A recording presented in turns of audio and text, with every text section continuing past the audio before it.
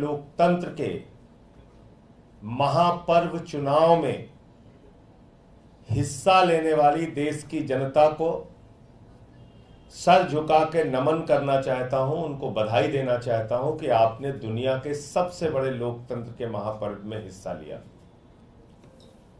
आज चुनावों के परिणाम आ रहे हैं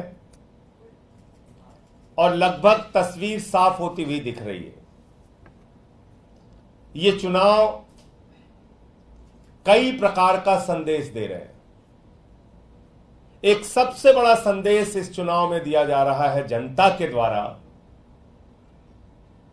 कि 10 साल के भारतीय जनता पार्टी के शासन से लोग दुखी हैं, परेशान हैं और वो इस सरकार को हटाना चाहते हैं। महंगाई से दुखी हैं, बेरोजगारी से दुखी हैं, तानाशाही से दुखी हैं। जिस तरह से इस चुनाव में धनबल का इस्तेमाल किया गया, जिस तरह से इस चुनाव में ईडी तंत्र का इस्तेमाल किया गया, सीबीआई के तंत्र का इस्तेमाल किया गया, इनकम टैक्स के तंत्र का इस्तेमाल किया गया, पुलिस के तंत्र का इस्तेमाल किया गया, सारे विपक्ष को पकड़ पकड़ के जेल में डाला गया। हमारी पार्टी के मुखिया अरविंद केजरीवाल सहित हमारे शिक्षा मंत्री, हमारे स्वास्थ्य मंत्री मनीष सिसोदिया और सत्येंद्र जैन को जेल में डाला गया। पूरे चुनाव को प्रभावित करने की एक गहरी साजिश रची गई। उसके बावजूद भारत के लोकतंत्र की यह खूबसूरती है कि देश की महान जनता ने कहा बीजेपी वापस जाओ। यह नारा है इस देश की जनता का। उन्होंने बाबा साहब के संविधान को बचाने के लिए वोट दिया। भारत में आरक्षण की व्यवस्था जो दलितों के, वंचितों के, शोषितों के, पिछड़ों के, आदिवासियों के लिए है, उसको बचाने के लिए वोट किया। और अभी तक के जो नतीजे सामने आ रहे हैं, भारतीय जनता पार्टी को बहुमत होता हुआ नहीं दिख रहा है और पिछले बार की तुलना में लगभग 60 सीटें बीजेपी की कम हो रही हैं। अब जरा सी भी नैतिकता है भारत के प्रधानमंत्री में, जरा सी भी नैतिकता अगर देश के प्रधानमंत्री नरेंद्र मोदी जी में है तो उनको इस्तीफा दे देना चाहिए, क्योंकि उन्होंने तो 400 पार का नारा दिया था। 400 पार। लेकिन देश की जनता समझ गई कि ये 400 पार चाहिए संविधान को बदलने के लिए, ये 400 पार चाहिए आरक्षण को खत्म करने के लिए, ये 400 पार चाहिए अपने पूंजीपति मित्रों को फायदा पहुंचाने के लिए। और इसलिए देश की जनता ने यह परिणाम दिया है। भारतीय जनता पार्टी के लिए यह बहुत बड़ा सबक है, लेकिन शायद वो सबक नहीं लेंगे, क्योंकि उन्हें तो झगड़ा करना है। यह चुनाव का परिणाम भारत के अंदर नफरत की राजनीति के भी खिलाफ है, तानाशाही की राजनीति के भी खिलाफ है। यह चुनाव का परिणाम इस बात का भी संकेत है कि नफरत की बुनियाद पे हिंदुस्तान नहीं बनेगा, मोहब्बत की बुनियाद पे हिंदुस्तान बनेगा। तो इसलिए मैं इस देश की महान जनता को बधाई देना चाहता हूं कि लोकतंत्र के इस महापर्व में आपने हिस्सा लिया और एग्जिट पोल के परिणाम को पूरी तरीके से आपने ध्वस्त किया और ये बताया कि हम लोकतंत्र के अंदर अपने मुद्दों के आधार पर वोट देंगे, पार्टियों का चयन करेंगे। किसी को भी इस अहंकार में नहीं रहना चाहिए कि वो बिल्कुल हमेशा के लिए इस देश पे तानाशाही की अपनी हुकूमत चलाएंगे। और वैसे भी प्रधानमंत्री जी ने जब से कहा कि उनका जन्म बायोलॉजिकल नहीं है, वो अवतार हैं, भगवान से भी बढ़कर अपने आप को मानने लगे। उनकी पार्टी गाना गा रही थी कि जो राम को लाए हैं हम उनको लाएंगे। इतना अहंकार हो गया कि भगवान श्री राम को लाने का दावा करने लगे। इतना अहंकार हो गया कि भगवान जगन्नाथ जी उनके भक्त हैं, ऐसा दावा करने लगे। तो आज बजरंगबली का दिन है, मंगलवार का दिन है और उनको एक संदेश, एक संकेत भगवान ने, प्रभु श्री राम ने, बजरंगबली जी ने, इस देश की जनता ने दिया है। उससे कितना सबक लेते हैं नहीं मालूम, लेकिन वास्तव में ये भारत के लोकतंत्र की महान जनता है जो ये बताने के लिए मैदान में आई कि आप इस देश में तानाशाही की हुकूमत नहीं चला सकते। मैं निवेदन करूंगा हमारे प्रदेश अध्यक्ष और कैबिनेट मंत्री गोपाल राय जी से कि वो अपनी बात रखें।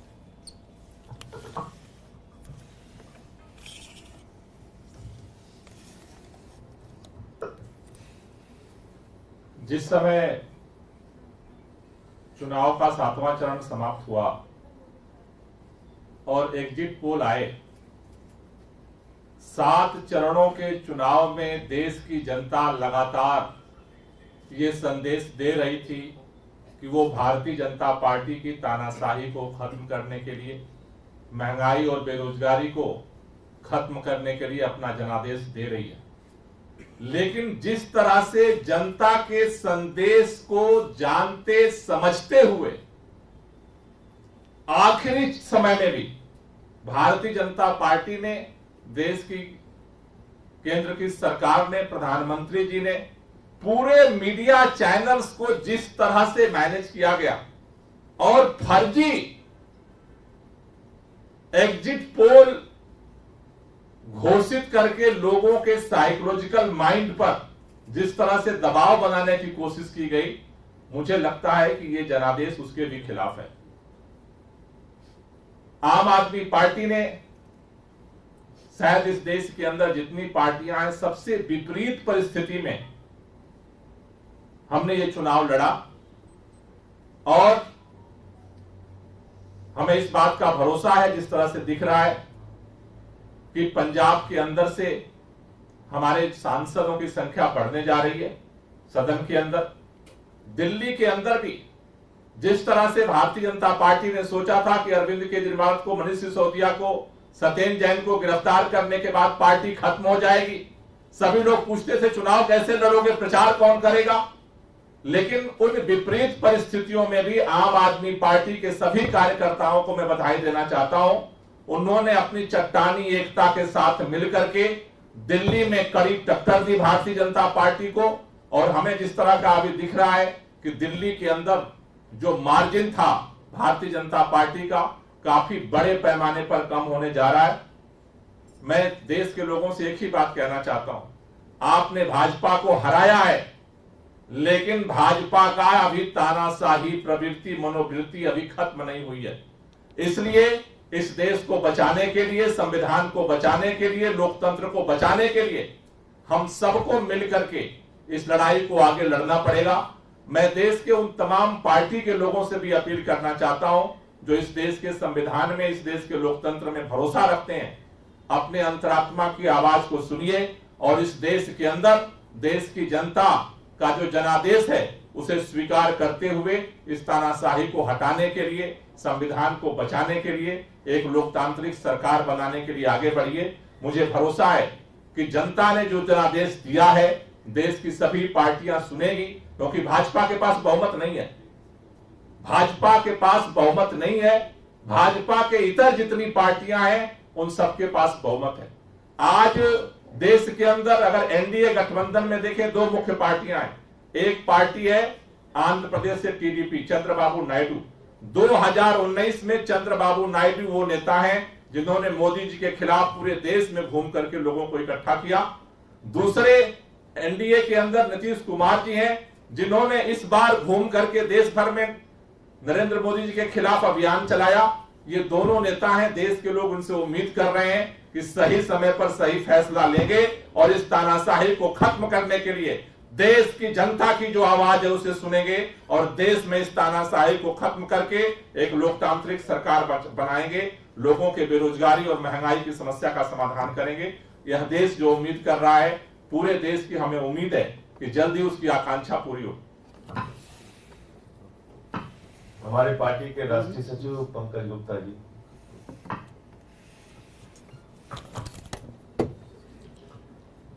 मैं समझता हूं आज पूरे देश की जनता, इस देश की जनता ने जो इस चुनाव में नतीजे दिए हैं वो इस देश पर ही नहीं पूरे विश्व पर एक बहुत बड़ा असर करेगी।